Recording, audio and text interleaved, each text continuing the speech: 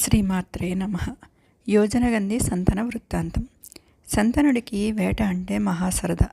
గాంగేయుడితో కలిసి గాఢారణ్యాలకు బయలుదేరాడు. క్రూర మృగాలను వెతికి వెతికి సంహరిస్తూ అరణ్యం నుంచి అరణ్యానికి వెళుతూ 4 ఏళ్ల పాటు సాగింది వారి వేట. చివరకు కాళిందీ తీరానికి చేరుకున్నారు. ససైన్యంగా విడిది చేశారు. శంతనుడు తన గుడారంలో విశ్రాంతి తీసుకుంటున్నాడు. ఎక్కడి నుండి వీచిందో ఒక సుగంధ పరిమళ వీచిక అతడి ముక్కుపుటాలను గిలిగింతలు పెట్టింది. గుడారం వెలుపలకు వచ్చాడు.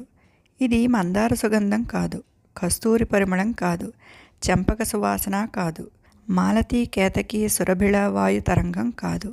ఏమై ఉంటుంది చెప్పమా అనుకుంటూ ఆ పరిమళం ఆస్వాదిస్తూ అది వస్తున్న వైపు చకచకా అడుగులు వేశాడు. శృంగారవతి కనిపించింది. కాళిందీ నదీ తీరాన కూర్చుని ఉంది.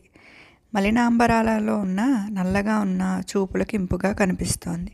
ఈ పరిమళం ఆవిడ శరీరం నుంచే అని రాజు గ్రహించాడు. ఆశ్చర్యపోయాడు. పరిమళమే అద్భుతం అనుకుంటే సోయగం మరింత అద్భుతంగా ఉంది.